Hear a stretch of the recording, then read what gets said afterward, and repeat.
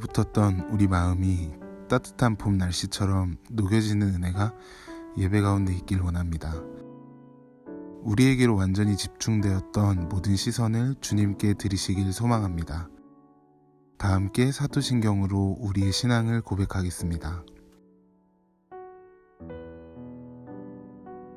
전능하사 천지를 만드신 하나님 아버지를 내가 믿사오며 그 외아들 우리 주 예수 그리스도를 믿사오니 이는 성령으로 잉태하사 동정녀 마리아에게 나시고 본디오 빌라도에게 고난을 받으사 십자가에 못 박혀 죽으시고 장사한 지 사흘 만에 죽은 자 가운데서 다시 살아나시며 하늘에 오르사 전능하신 하나님 우편에 앉아 계시다가 저리로서 산자와 죽은 자를 심판하러 오시리라. 성령을 믿사오며 거룩한 공예와 성도가 서로 교통하는 것과 죄를 사하여 주시는 것과 몸이 다시 사는 것과 영원히 사는 것을 믿사옵나이다. 아멘.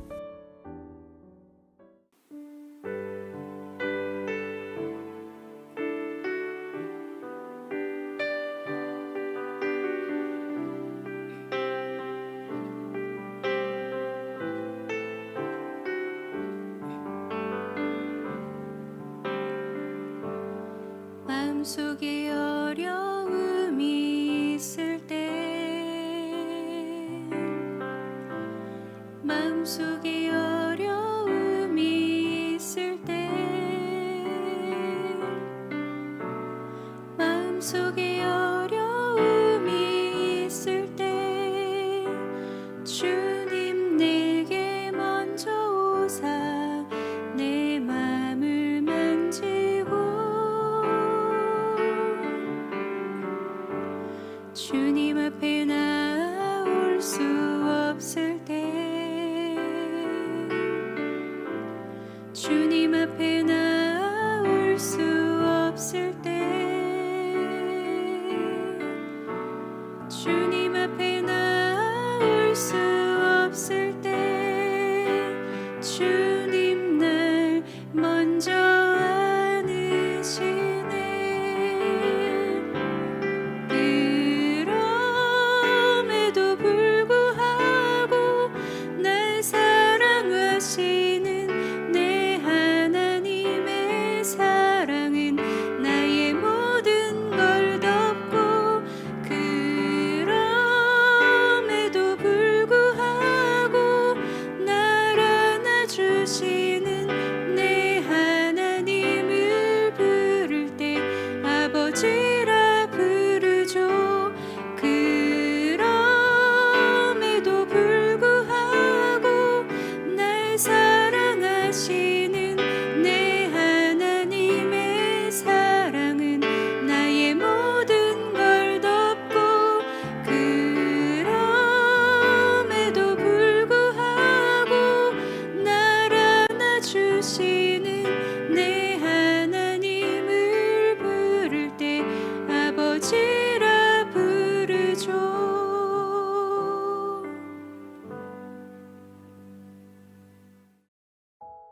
오늘 우리가 함께 나눌 말씀은 사도행전 15장 36절부터 41절입니다. 며칠 후에 바울이 바나바더러 말하되 우리가 주의 말씀을 전한 각성으로 다시 가서 형제들이 어떠한가 방문하자 하고 바나바는 마가라 하는 요한도 데리고 가고자 하나 바울은 밤빌리아에서 자기들을 떠나 함께 일하러 가지 아니한 자를 데리고 가는 것이 옳지 않다 하여 서로 심히 다투어 피차 갈라서니 바나바는 마가를 데리고 배 타고 구브로로 가고 바울은 실라를 택한 후에 형제들에게 주의 은혜의 부탁함을 받고 떠나 수리아와 길리기아로 다니며 교회들을 견고하게 하니라. 아멘. 반갑습니다. 오늘 사도행전 15장 36절부터 41절을 중심으로 창조의 은혜라는 주제의 말씀을 함께 나누겠습니다. 바나바와 바울이 1차 전도 여행을 성공적으로 마쳤고 교회 안에 있었던 할례당과의 문제도 깨끗하게 정리했습니다. 그리고 나서 이제 2차 전도 여행을 준비하고 있을 때 갑자기 바나바가 바울에게 마가 요한의 이야기를 꺼냅니다. 여러분, 마가 요한이 누구인지 기억하십니까? 마가 요한은 1차 전도 여행 때 바울과 바나바의 전도팀을 가장 큰 수렁으로 빠뜨렸던 인물입니다. 마가 요한의 무단 이탈 때문에 전혀 예상하지 못한 시기에 이탈이었죠. 그것 때문에 1차 전도 여행의 모든 일정이 사실상 다 바뀌었습니다. 바울은 그때 상당히 마음이 상했고 상당히 열받았던 것 같습니다. 아마도 더 이상 마가 요한과 같은 놈은 앞으로 쳐다도 안 보겠다 다짐했던 게 분명합니다. 그런 사람이 마가 요한입니다. 근데 그렇게 1차 전도 여행을 잘 마친 후에 돌아온 그들에게 마가 요한이 아마도 찾아왔던 것으로 보입니다. 그리고는 지난 날들에 대한 일들을 쭉 후회하고 사죄하면서 다시 한번 기회를 주시면 안 되겠냐 이렇게 물었던 것으로 보입니다. 바나바는 그런 마가 요한에게 다시 한번 기회를 주고 싶었습니다. 물론 바나바의 친척이기 때문이기도 했겠지만 그보다도 바나바의 성향이 원래 그렇습니다. 사실 바울이 예수님을 만난 이후에 유대교 사람들에게 살해 위협을 받고 여러 차례 죽을 고비를 넘긴 후에 고향에 내려가서 칩거하고 있을 때 바울을 데려다가 위로해주고 일으켜주고 함께 일할 수 있도록 특별히 말씀을 증거할 수 있는 장을 열어준 사람이 바나바였고, 유대교의 유대인들뿐 아니라 바울이 그리스도인들에게도 의심을 받고 오해를 받고 공격을 받고 있을 때 의심 없이 도와준 사람이 바나바였습니다. 인격이 참 훌륭한 사람입니다. 그런 바나바가 바울에게 마가 요한도 지난번 일 때문에 얼마나 스스로 힘들어하고 있겠습니까? 우리가 이번에 다시 한번 품어줍시다 라고 바울을 설득하려고 했고, 바울이 설득되어 주기를 원했을 겁니다. 근데 바울은 바로 거절하죠. 그럴 수 없습니다. 그러자 바나바가 다시 한번 추천하고 바울은 또 거절하고, 이런 일들이 반복이 되면서 그 문제가 큰 다툼이 됐고, 심지어 전도팀이 깨지고 찢어지게 될 만큼 바울과 바나바의 싸움이 커졌습니다. 2차 전도 여행팀이 정말로 찢어지고 깨졌습니다. 바나바는 그 결과 마가 요한을 데리고 구브로로 갔고, 바울은 실라와 함께 수리아와 길르기아로 떠납니다. 37절부터 39절까지 함께 읽겠습니다. 시작.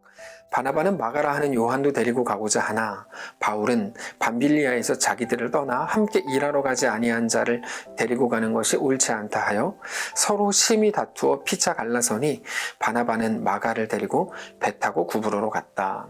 우리가 이런 일을 볼 때 제일 먼저 누가 옳았을까를 생각합니다. 바울이 옳았을까? 바나바가 옳았을까? 아니면 그 자리까지 다시 한번 염치불구하고 찾아온 마가 요한이 옳았을까? 그런데 우리가 그렇게 생각하는 것은 사실상 오버하는 겁니다. 우리에게는 옳고 그름을 판단할 판단 능력도 없고, 더욱이 무엇을 결정할 권한도 없습니다.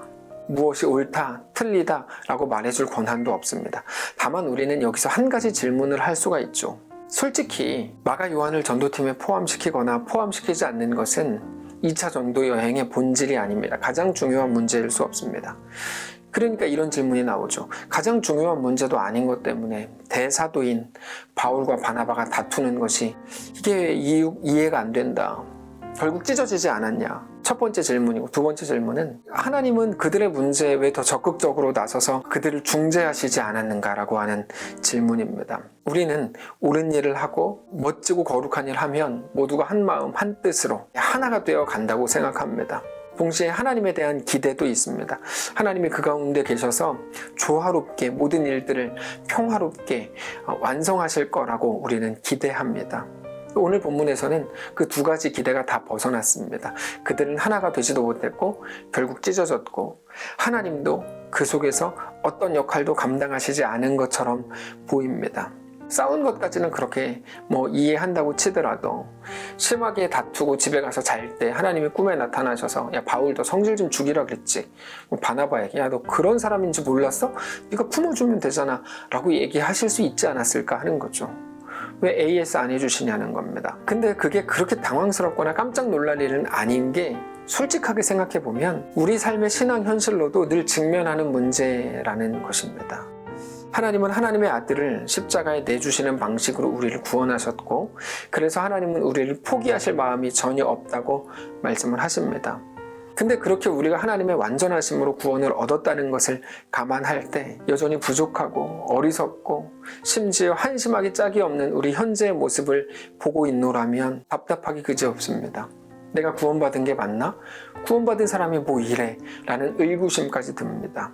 오늘 본문을 보면서 바울과 바나바가 이렇게 한심한 사람들이었다니 쯧쯧쯧 이런 생각을 하게 되는 것과 마찬가지인 것이죠. 근데 그렇게 우리가 우리 머리를 쥐어뜯고 내가 왜 그랬을까 후회를 하면서 내가 구원받은 게 맞나 한숨을 쉬고 있을 때 하나님께서 우리에게 보여주시는 그림이 있는데 41절입니다. 함께 읽겠습니다. 시작. 수리아와 길리기아로 다니며 교회들을 견고하게 하니라. 자, 교회들을 견고하게 했다라는 것에서 무엇이 느껴지십니까? 사람의 못남에 방해받으시지 않는 우리 하나님의 일하심이 보이죠. 사람의 연약함과 어리석음과 못남에 방해받지 않는 하나님의 완전하신 계획과 이끄심. 하나님의 일하심은 바울에게 가서 너 성질 좀 죽여 이렇게 협박하는 차원이 아니라 그들의 실패와 한심스러운 모습과 실수와 아픔과 수치스러운 역사와 연약함과 부족함에도 불구하고 아니 그 한가운데에서도 그것들을 통해서도 하나님의 역사, 하나님 나라를 이루어 가신다는 것을 보여주고 있다는 것을 우리가 기억해야 합니다. 이건 바나바와 바울이 만든 역사가 아닙니다. 이건 하나님이 만드신 역사입니다. 왜요? 그들의 다툼 속에서, 못남 속에서 손가락질받아 마땅한 거고 부족함이고 인격의 결함인데 인간적인 눈으로 볼 때 아무런 가능성도 있을 수 없는 그곳에서 하나님 나라가 세워지더라는 것이죠. 거기에서 교회의 견고함, 영광스러움이 나오더라는 겁니다. 그게 오늘 말씀의 제목인 하나님의 창조입니다. 여러분, 창조가 무엇입니까? 없는 중에 있는 것으로 만들어내시는 게 하나님의 창조입니다. 사람은 절대로 창조할 수 없습니다. 없던 게 나오지 않습니다. 있던 게 조금씩 발전을 하는 거죠. 처음에 바퀴가 굴러가다가 거기다가 뭐 엔진을 넣고 겉에 프레임을 만들고 뭐 바퀴를 4개를 만들고 이러면서 자동차가 나오는 거지 하루아침에 뚝딱 만들어낼 수 있는 게 아닙니다. 창조주는 오직 우리 하나님 한 분이십니다. 불가능을 가능으로 만들어내시는 것이 하나님의 창조고 죽음을 생명으로 만들어내시는 것이 하나님의 창조고 어두움을 빛으로 바꾸시는 것이 하나님의 창조입니다. 우리의 불가능 속에서 하나님으로 인해 모든 것이 만들어진다는 사실입니다. 우리의 불가능. 여러분, 우리가 살아오면서 만든 것이라고는 오로지 불가능을 키운 것밖에 없다는 것을 혹시 아십니까? 하루를 더 살면 우리는 하루 이상의 죄를 짓고 후회할 일들을 그만큼 더 많이 만들어내고 실패의 역사, 흑역사를 더 많이 만드는 게 우리의 전부입니다. 점점 불가능을 만들 뿐입니다. 그리고 그렇게 끝나버립니다. 근데 우리 하나님이 우리의 삶에 개입하시는 순간 어떤 일이 일어납니까? 하나님의 손길이 닿게 되면서 하나님의 일하심의 흔적이 나타나고 그러면서 우리 삶에 가치가 생기고 소망이라는 게 생기고 생명력이 나타나기 시작합니다. 우리가 잘했기 때문에? 아니요. 하나님의 창조의 은혜입니다. 없음에서 있는 것으로 만드시는 것, 무에서 유를 만드시는 하나님의 능력, 그게 창조, 하나님의 창조의 은혜입니다. 오늘 우리에게 가장 필요한 사건이 무엇일까요? 그것은 바로 하나님의 창조의 사건입니다. 아무것도 아닌 것 같고 다 망한 것 같고 가장 멍청한 것 같고 가장 호구인 것 같은 것이 우리의 현실이 맞습니다. 현실을 바꾸려고 애쓰지만 바뀌지 않는 것이 우리의 현실이고 실력이 맞습니다. 그러나 나는 거기에서도 소망을 만들고 생명을 만든다 라고 말씀하시는 것이 하나님의 선포입니다. 이 하나님의 음성을 오늘 듣게 되시기를 바랍니다. 왜 울고 있습니까? 내가 가지고 싶은 것을 갖지 못해서 혹은 내가 원하지 않던 것을 손에 받아들게 돼서 우리는 웁니다. 기껏 시작하려고 했던 전도팀은 다 깨졌고 그래서 바나바는 떠났고 사람들이 이제 나를 어떻게 쳐다볼지 모르겠고 바울이 그 심정 아니었겠습니까? 바나바를 그렇게 나가게 한 나의 리더십을 과연 인정해 줄 수 있을지조차 상상이 안 되는 상상 못했던 일이 일어난 것이죠. 근데 하나님이 보여주시는 그림은 뭡니까? 나는 너의 부족함에 방해받지 않는다. 나는 거기서도 일한다. 나는 창조의 하나님이다. 내가 너를 만들었다. 내가 너를 세웠다. 나는 무에서 유를 만들어내는 불가능에서 모든 것을 만들어내는 이루어내는 창조주다. 내가 하나님이다. 그 하나님을 보여주시는 것입니다. 그러므로 사랑하는 성도 여러분, 우리가 원망하고 저주하는 우리의 모든 한계와 우리 모든 일들 속에서도 신앙을 지키시고 예수를 믿으시기 바랍니다. 죽은 자 가운데서 3일 만에 부활하신 우리 주 예수 그리스도를 믿으시기를 바랍니다. 그게 하나님의 창조입니다. 오늘 우리의 삶의 현실 속에서, 우리의 삶에서, 우리의 오늘 하나님의 그 음성을 듣게 되시기를 바랍니다. 우리의 못난 것이, 망한 것이, 무너진 것이, 실패한 것이 일을 하게 하신다는 것을 아셔야 됩니다.